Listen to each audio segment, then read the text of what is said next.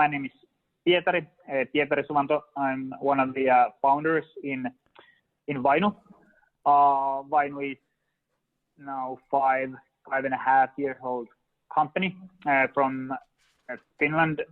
We have offices in the Nordics and in Netherlands, and then one development office in New York as well. And what we do as a company is that we collect company data. So we collect unstructured data about companies from the web and make it structured and so that it can be classified.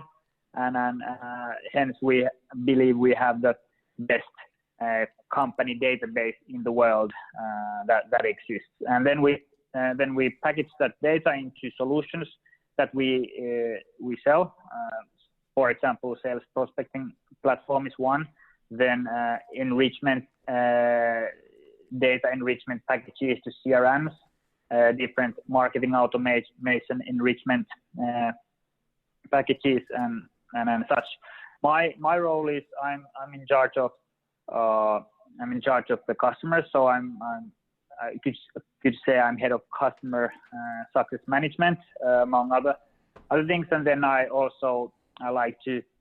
I'm an entrepreneur at heart, so I like to innovate a lot of things. So I also work with few of our customers and explore new ways of how to utilize company data in sales ecosystems. So that's what I do on my daily basis. As a company, I think we're like 180 people at the moment, and our ARR is in euros around 15 million right now. But yeah, that was pretty much like in a nutshell. Yeah, no, super cool. So you've been founded then outside of the US. Are US your main client, or do you have like client well spread over the world? Well, our client portfolio is mostly actually in the Nordics, and then in Netherlands. We have also customers in US, but our main customer portfolio is definitely in the Nordics at the moment. And why is that? The reason is is very practical. So gathering an extensive company database, it really takes some time, and we are very strong here in Nordics in the company data quality, and that's why we have a very strong market presence here. Got it. So the 180 people, what's the sort of split between the New York office and the European offices? Yeah, the New York is really small, only few people. It's like development, R&D office. Then we have around 100 is abroad, outside Finland, and then the rest of them are in Finland, which is around 80, I would say. And the split in tech or R&D and sales, that's very typical SaaS split, like 30-70. So 30-40% is working with the R&D, and the rest of them with marketing, client success, new business sales, and such. And we have a very big data. So a lot of people within the R&D is specifically working on data and data acquisition, AI, and then machine learning, and creating algorithms to understand more about unstructured data. Got it. It's kind of unusual that people go and have their dev team outside of the headquarters. Usually, that's where the headquarters starts there, and that's where they start, building the engineering team. What drove the decision to actually build the development team outside of Europe and in America? No, actually, we have a development team in Helsinki. So we have only there's few in the US, and the reason is practically for us to serve the US customers better, because there is some specific things in the US data that you need to take care of to be able to serve those best. But the decision we've made so far is that we have actually our R&D office is separate from the commercial office. So we have in Helsinki here we have we call it the commercial office, which is where I am at the moment speaking, and then we have the R&D office as a separate. It's selling software and then creating one. It specifically working with the data. There is it demands sort of different kind of atmosphere in the office, so that's why we made the decision to do it like that. Got it.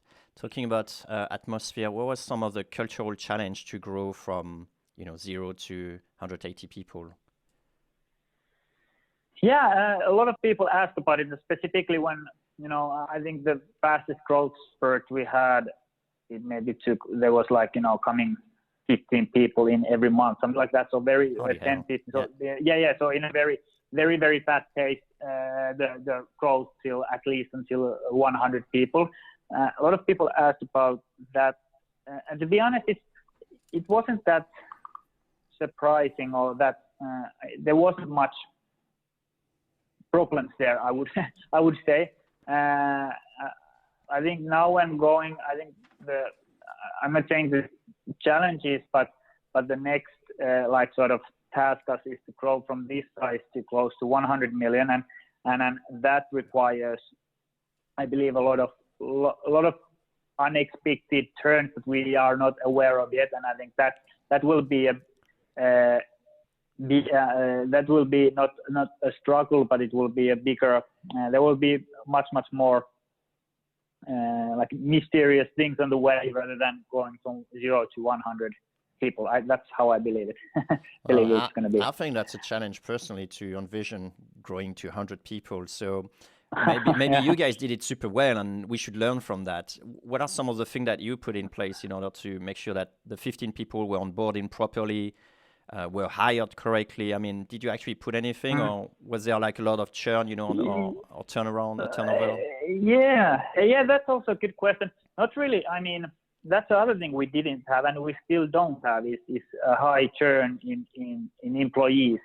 And when you ask me why is that, I cannot tell you why. I think I'm biased to say it, but that's a positive thing for us. I think what we had right, and what people very often say that we've done very well, is that we know the profiles that we're hiring, and then we have a very good process in terms of onboarding people and getting them on board, and so that also that the feedback we get is that they feel that they are being taken care of in the first 60 days. That it's a sort of a onboarding program, like in SaaS software. You need to onboard the client, you need to onboard the employee as well, and I think that's what we've done very well.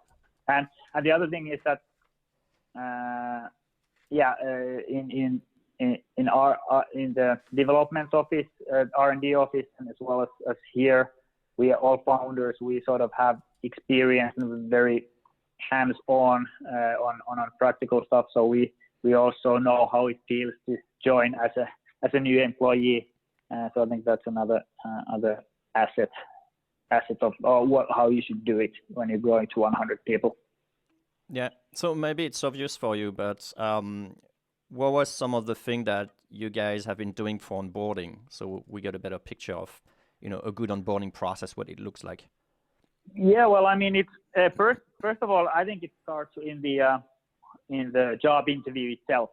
So sort of to have the expectations right, that what is job that they are applying, what it requires, what are the freedoms and what are the responsibilities, and what happens if you perform and what happens if you don't perform. Sort of having the expectations right from the get-go. I think that's the number one thing. So people know where they are coming, and when they're coming, they're excited about it.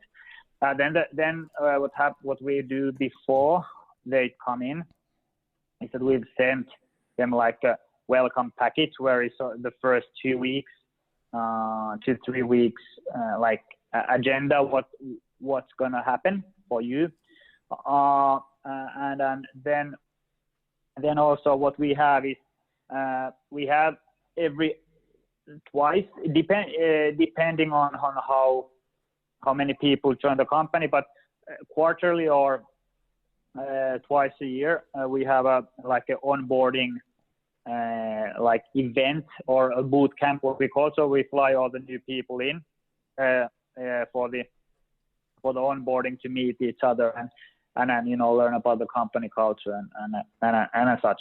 So it's those are the basics I would say that it requires efforts, but it pays off. And the other thing is that also we have some experiences on our past before joining before founding the company, that how in a fast growth company, if there's not a process in place, what happens after that, and it can be very costly if people just come and go.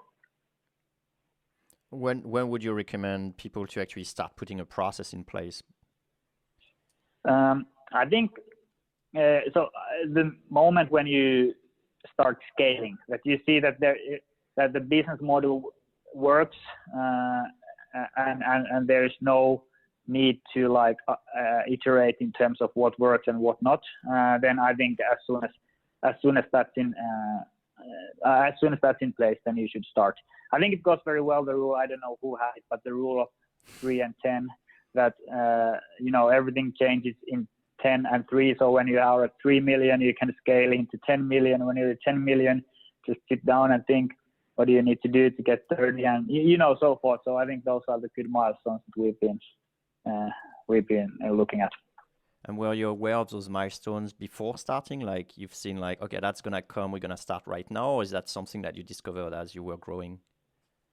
I think we discovered more or less that when we were like the size of 1 million ARR. So then I read it. It seemed feasible. It seemed like, yeah, it makes sense. So I decided to believe in it, and it has worked. So I think that's the way we've been putting it. Oh yeah. So yeah. Let's say people are onboarded. Oh, basically, are they all Finnish people, or are they coming from all over the world, or what's the predominant culture? Less Finns, I would say. The majority is outside Finland, but Nordics and Dutch mostly. Mostly. That's nationalities.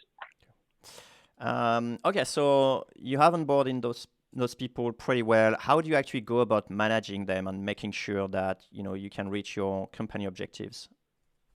Well, yeah, that's a good question as well. But I think it's part of the onboarding as well. Is specifically when it comes to sales and sales management and scaling sales teams, it's the KPIs they are fairly easy to talk about. Say what are the things that are required, and then it's a process of systematic follow up of have those sort of the KPIs being met. And I'm not talking always when we're talking about KPIs and have they been met, and then follow up discussions, they're always been viewed as a sort of as a punishment method, but it also includes the positive side of it. So if they are met, so what good things happen to you after that? If they are not met, it's not about throwing over the board. It's about talking and going through that what we need to do together to achieve those KPIs. And it's also a thing that has been more or less talked through already in the expectation management, which is the job interview, so people understand that how it works and what is it to do to become successful in the job that they are in. Yeah, you mentioned defining performance. How would you actually define performance during the job interview? Is that obviously per engineer or sales or marketing? Those are probably different performance. Yeah, it definitely different. It's mostly talking now about like sales and then client success and marketing. The KPIs are the most easy to set in new business because it's mostly about activity, and the lead cycles are not that long, so easy to start measuring the sales results in 3 months and so forth. Then going into client success, you can basically have a vacation for the first 2 months, and it's really 3 months, and really doesn't see in the client retention yet, but it will definitely show in 6 months to 12 months time. So it's a bit more harder to define, but there's like KPIs that can be discussed. It's about has certain processes been done to the clients? Have they been? What is the user activity towards the software, and these kinds of things and then when it goes to engineering and product design, that's something that you can definitely not put into like new business KPI. So how many rows of code do you do, and how many how many NPM packages have you downloaded? Nothing like that. That's more of a I think that's more of a giving tasks and then determining how those are solved, and then adding complexity to those tasks every time, and just make a judgment in terms of how they perform in those things, and making a call there. But definitely on the R&D side, it's much harder to put KPIs. KPIs something that don't resonate very well in product and R&D, I would say. Well, it's a tough one actually. How do you get around that, or did you actually find any solution for that? Like making sure you still manage the engineering team being connected to actually the business. That's always. I would be surprised if there is a company, a SaaS company in the world that would say that the product and the business lives in total harmony, understanding each other the perfect way, and then living the perfect marriage. If there is some, please, tell me how it's done. That's always and the bigger the company grows, the more the more it's on the table, the issue. I think for us, how we work in terms of business understanding brought into the product side, it has to do a lot with the product team understanding the business itself. So not so that the salespeople sort of report to the product side, these are the features we need to do. It's rather that the product people work with the customers, they talk with the customers, they make their own assumptions based on what they hear, and their own solutions based on that.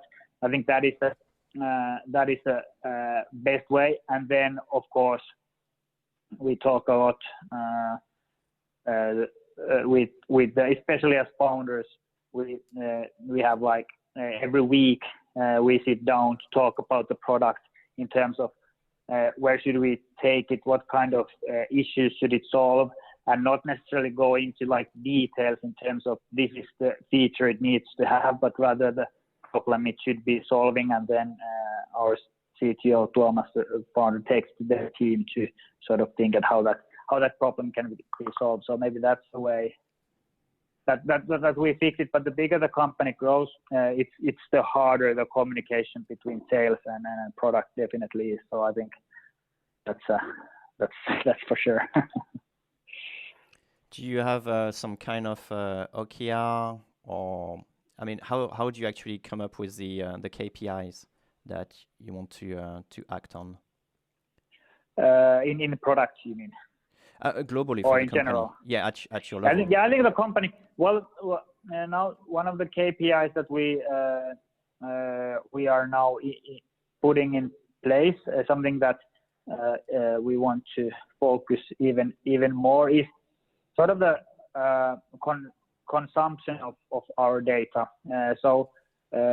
How much our data is consumed within our customers. It can be corrupted, but there is a way to get it fairly objective number out there, and then I mean it affects everything. So the more our data is consumed, the more the customer is willing to pay, the happier it is, the more purpose the product and the data team feels because their creation is being used more. And I'm sort of putting that into the center of what we do is our definite goal for the next 12 months. And having that as a one common KPI for all, because everybody can affect it. The sales can affect it by selling more licenses. The product can affect it by making a more usable product. The data team can affect it by creating more data. And so it's one KPI for the whole company. And then of course our CFO likes because there's more money to be built. Talking about money, do you actually serve more the SMB or the enterprise market, or there is no difference for you? We have customers in basically all of the segments. So starting from we call it a man or a woman with a Toyota. It's like the smallest end that needs to get some more sales to 2020. They buy our software. I missed the joke here. Is there a cultural joke with a man or a woman with a Toyota? It's like a very a handyman's company that I see. the smallest possible unit of a company that can be a guy and a Toyota. So that's basically those buy, and then we have like practically all the telcos in the Nordics, I believe, use us. All the logistic companies in the Nordics use us. So we have very enterprise level as well. And now, of course, everything is sweeter and better in the enterprise segment. If you look at the pure figures and such, so that's definitely our goal as well, to be even stronger there by productizing our data more to the enterprise segment. So that's what we want to do going forward. Going up market. How do you actually organize your sales team so that you answer this particular point? Up until now it's been practically very simple. So it's been we had of course the marketing team generating the inbounds, and then we've had like a newbie sales team, not that much segmented based on the customer potential. Practically everybody had the chance to sell to the right customer, any prospect. Then we've had the customer success team on that, divided into the engagement. What we call is sort of the first 3 months to make sure that the customer gets the software up and running, and then with the customer success team that makes sure that it's not that it's only used, but of course to upsell them more. That's how we've done it practically in the past. We've explored a lot of other ways. Sort of, should there be like demand generation in terms of somebody booking only the meetings and somebody executing only the meetings. It has worked into some extent, and then also that now what we are doing next is maybe segmenting the prospects a bit more as well. So I mean, because our software it's very much tied into CRMs, and you need to know quite a lot about, for example, Microsoft Dynamics or Salesforce. And so that there are people that know how to sell into Salesforce or Dynamics. So we've segmented it through that a bit, and now going forward. But it's been pretty straightforward up until now, at least. So you have sales specialists depending on their own skills and knowledge, like one who is specialized in Salesforce, the other one in Dynamics. Did I get that right? Yeah. From here on, that's what we will do. But up until now, it has been pretty much, anybody can have any prospects. But now we're specializing on based on the CRMs a bit more. Okay, let me tackle or change the angle slightly. How did you see your role as a founder evolve? And obviously you're a co-founder, so maybe we could also talk about the involvement of the other founders and how you guys actually distributed the load between yourselves. There's 3 founders of us. The role has been with different variations in the past. It's been that where is it? Oh, I sneeze. Yeah. So Tuomas. Bless you. Yeah, thanks. Tuomas has been in charge of the data acquisition and the product team. And then Mikko, Mikko is the CEO. He's been in charge of new business, and then I've been new business and marketing, like demand generation. You could say the revenue officer in such. And then what I've been working on with a lot is with the existing customers and having that team, including the upsell for that. So that's basically how we divided our roles. And then we have admin, admin you could call it, but like the finance team we have, then we have HR people. It's the thing no one wants to take care of, funnily enough. I mean, as a founder. yeah, not they. Let's be honest. I think it's. I don't know any founder that says, "Okay, I'm gonna take care of HR." It's just not happening. I did it. Yeah, I did specifically the finance in the beginning, and it was. Let's just put it that way: that it was good that we finally got a professional in place. So everything is now neatly in order. So I guess now you're overseeing as well customer success, right? Yeah. How did you build up this team? Any tips, any advice on how to build, a good customer success? Because like what you're telling me, their role is to make sure people have experienced success within the first 3 months so they don't churn. Yeah. So how do you go about tackling this challenge the better way, or at least, some lesson learned or some do's and don'ts? Yeah, I think the one lesson to be learned, it's not only for CS, but for a lot of things. Companies that, like even our size, that don't need to be that big, but still like 150 and 40. So any little change costs quite a lot. So when you do changes, think it through very well, and that's something that I've learned also in CS. So a slight change can affect the renewal base actually significantly, either through that they churn a bit more or that they don't buy as much as before. So that's maybe one lesson. So be careful on the decisions you make when you get into scale. Can you give an example of disruptive decisions or? Well, I mean, in newbies is, for example, that instead that we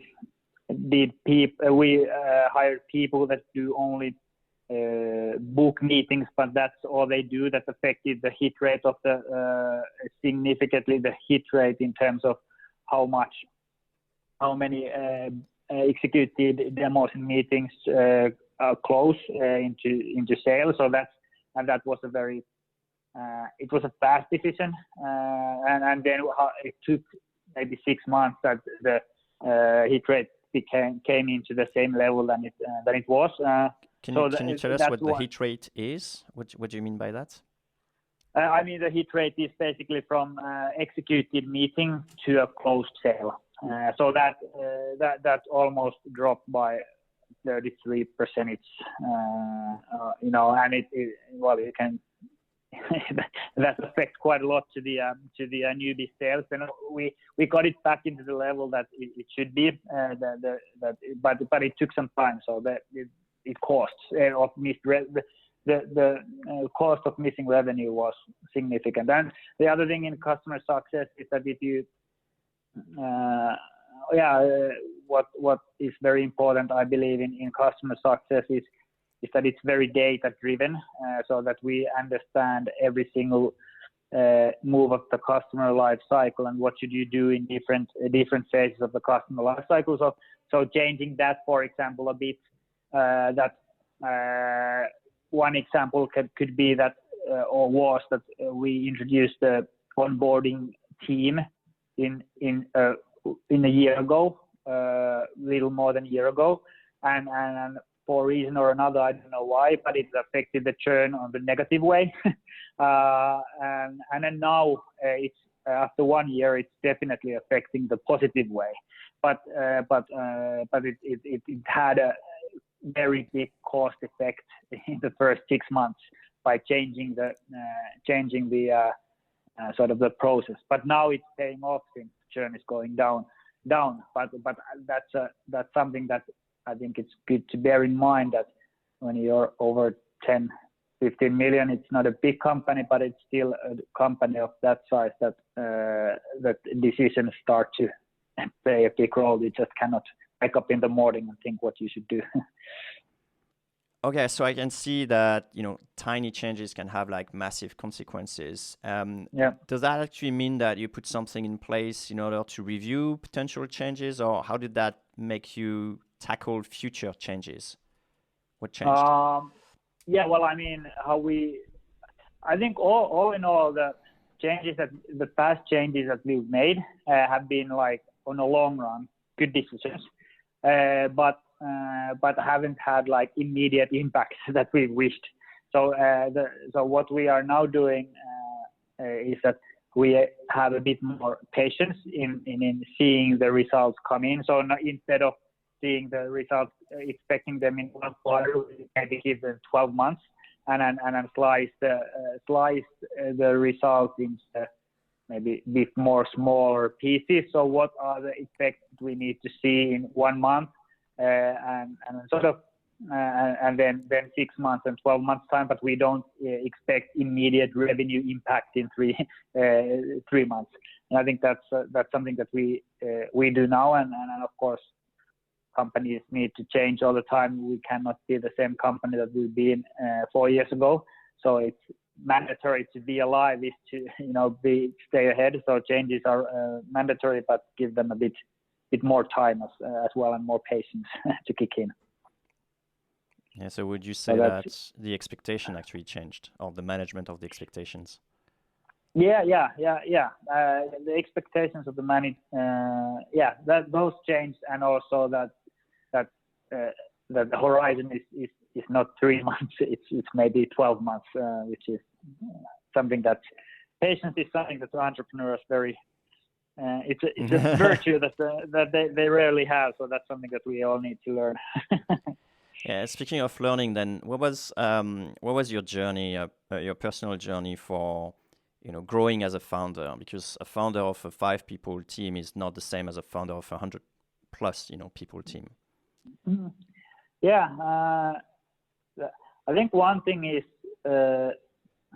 one thing that I've learned along the way is maybe patience is one, and definitely, and then the other one is maybe that I mean, you cannot even though you're a founder, and even though in paper you would have all the power in the world, you really don't have all the power in the world. So the gift of letting go, I think, is something that I'm still learning, but something that that you cannot be in control of everything that is happening. I think that's something that is I'm still learning, but going there, and that's where I believe I'd become better year after year. So maybe those two are important. So how did you actually learn to delegate? Any advice here for people who are a bit more control freaks? The best way to delegate. We should still have the conversation in 1 year. I mean. Yeah. Well, the best way to delegate is to stay away for 1 month and see what happens. I do love this hack, actually. Yeah. So you've tried that? I mean, Yes and no. In terms of the first thing was, I think, 2016 in September. It was Mikko, the other founder, had a child, so he was away for 2 weeks, and I got married, so I was in honeymoon for 2 weeks, and honeymoon is not the place typically where you can check your email. Sorry, honey. Email every hour, at least if you want to stay on the marriage. So that was a good first learning, and definitely both of us weren't that active, and then I believe that in terms of business, it was the best business month ever for the company up until that time. So I mean, it definitely showed that, if you keep your hands off, things will actually go better. No, that's good. So letting go and learning to delegate. What are some of the other things that you learned along the way that you would recommend someone to for personal growth and journey? Well, I mean, a lot of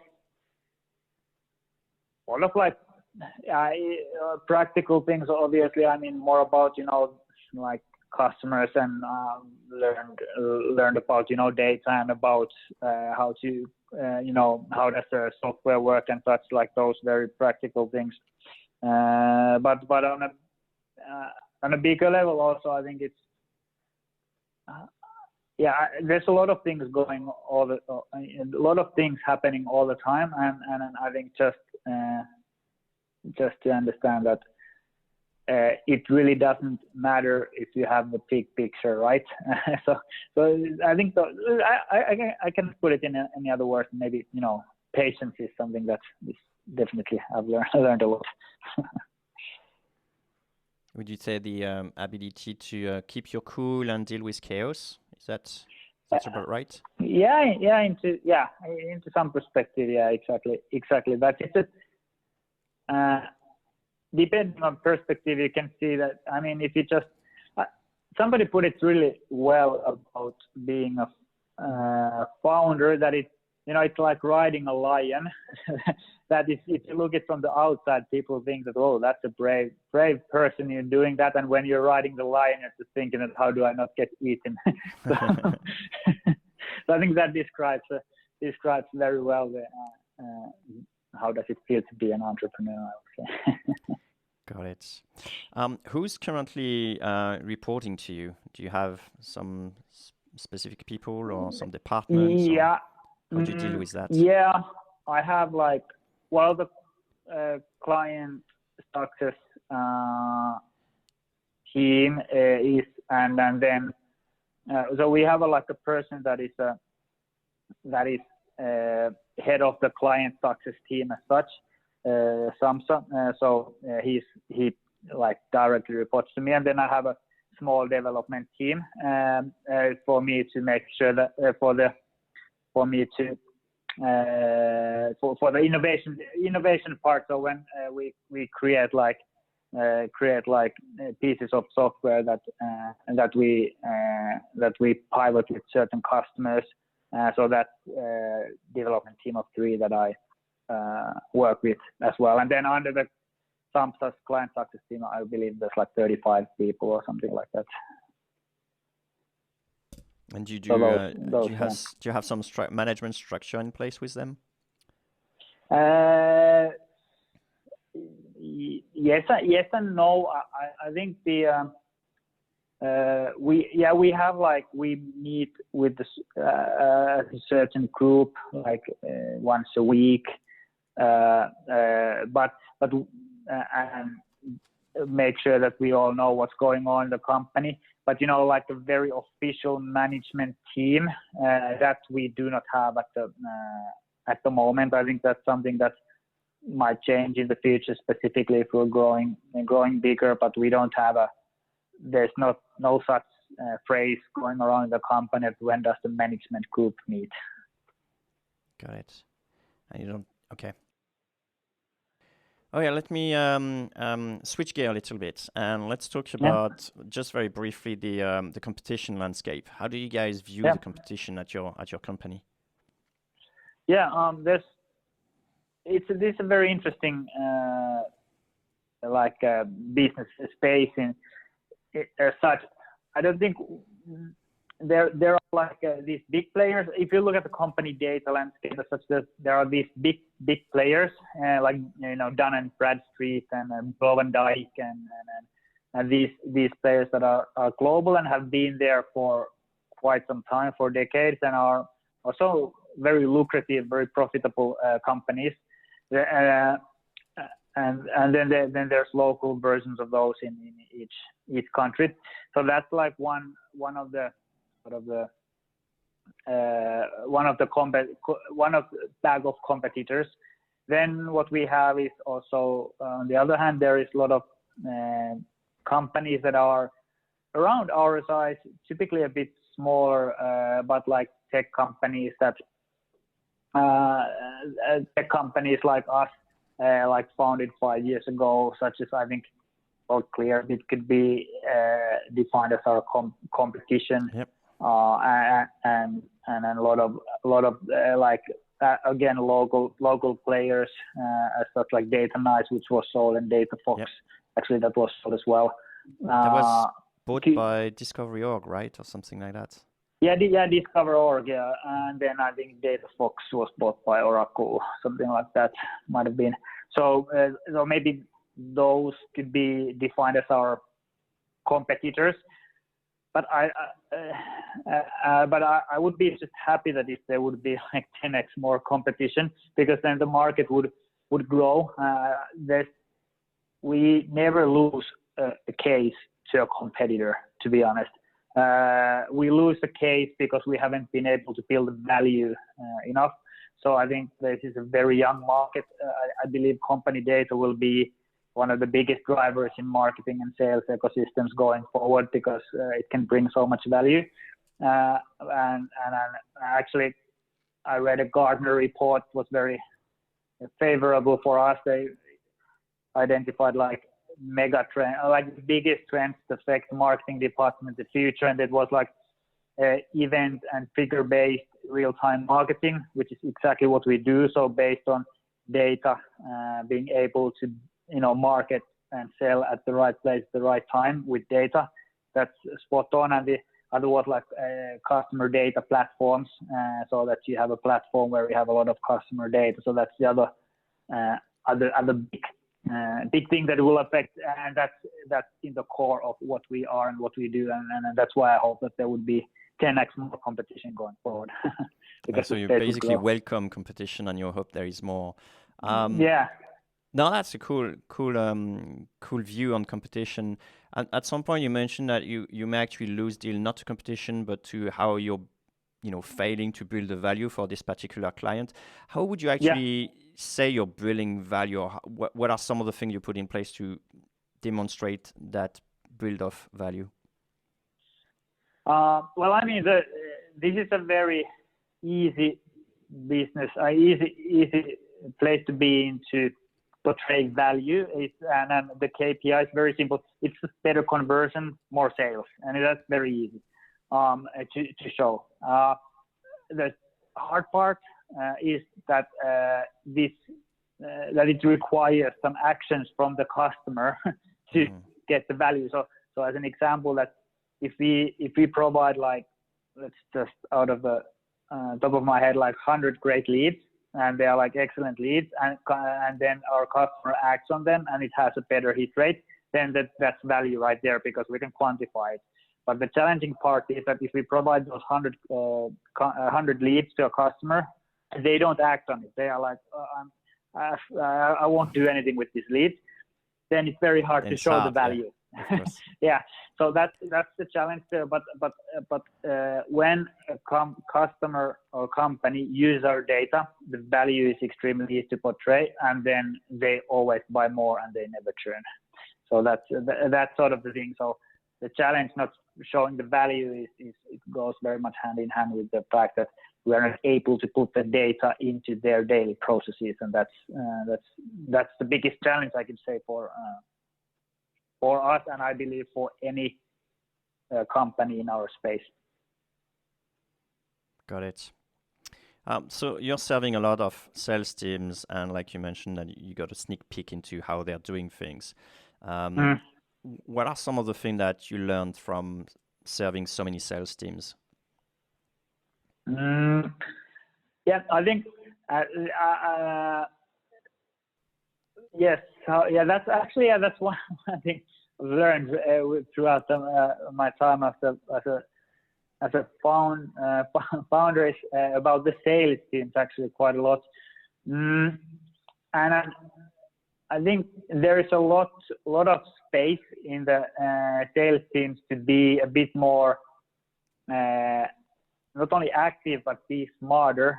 Not very many sales teams are actually doing things the right way. A lot of sales teams are doing how it has been still. Specifically when you go to a bit more bigger organizations, it takes a lot of time to a company or a sales team to change from the past to what is going to be in the future. I think that's how it typically my resistance to learning is. Change. Yeah, resistance to change, and I don't know, and it's easy to say it's their fault. I don't know if it's necessarily their fault. I think it's also the software vendors' responsibility to adapt to the current situations of how, for example, in our case, the sales teams are and how they perform, and how we can provide them best value, in our case, with the data to their daily work as what it is right now. So I think that there's a lot of variance in terms of how sales teams perform even within the industry. So if there's a one same industry, for example, HR outsourcing, if there can be a very old-fashioned, people waiting for fax machines, and then there can be extremely data-driven companies that are very active and result-oriented. So there's a variance. Yeah, but software sales companies, software like SaaS companies, they are pretty much more or less the same all over the place. The salespeople are the same, the demographics are the same, the processes are the same, the KPIs are the same. It's like one big company, the whole. It's easier. Yeah. Do you then start to identify very early on what type of industries they're in to sort of like adapt, and how do you have a process for that? Is that part of booking the meeting, like you mentioned, that special team doing that? Oh, I'm sorry. Can you come again? You have a special team that is actually taking the booking. At some point, you need to also figure out, what type of industry they are. So, you're probably going to adapt your pitch to them. What point do you do that in the sales pipeline? Actually, that's something that I thought about my innovation department, innovation team that comes up with new ideas for customers. And one thing that we've created, and it's an internal use, is we use our data and our internal data and a lot of other data sources to create company-specific, micro-specific pitches for each company based on historical data, performance, marketing data, and of course our company data. So to answer your question, that very specific differentiation comes in the first approach practically to the customer with the data that we use. And that's very data driven at the moment. Yeah, so you're using your own tool to actually drive the sales. Yeah. A lot of that. Makes sense to me. Yeah. All right, Pietari, let me switch gear with two final questions. The first one is, what type of books would you recommend, business books, for personal development or for hard skills? Yeah, that's something that a lot of people ask me about. I need to say I don't read business books. Or other things, articles or blogs or whatever. I don't read like business books that much actually. I just read. I read a lot of like magazines, more, and not necessarily like. Well, I mean, economics I read almost like on a weekly basis. I don't know why, but that's at least there's nice English language in there. They're very good journalists. So that I read quite often, and then of course like what's happening around in business in general, like Bloomberg and that stuff. But like these business books as such, I don't read as such. I think what my big goal, my goal is, I think I'm on the page 8 or 900 now. It's this Ayn Rand Atlas Shrugged. Not that I'm a fan of her philosophy, but it's it's something that my philosophy is to understand all of the sides.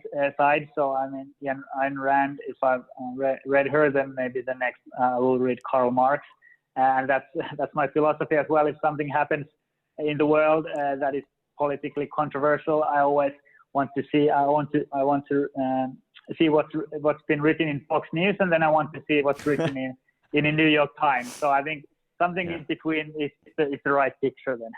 Got it. So news, economics, and Got it. All right, Pietari, what could people do if they want to know more about your company or yourself, and how to contact you? They can always visit our website. We just renewed our brand. So Vine.com is a great place to start. And then, of course, feel free to join me, hook up on LinkedIn or any social profile you can see me on. So I'm happy to discuss more. Awesome. Well, thank you so much, Pietari. Thank you very much.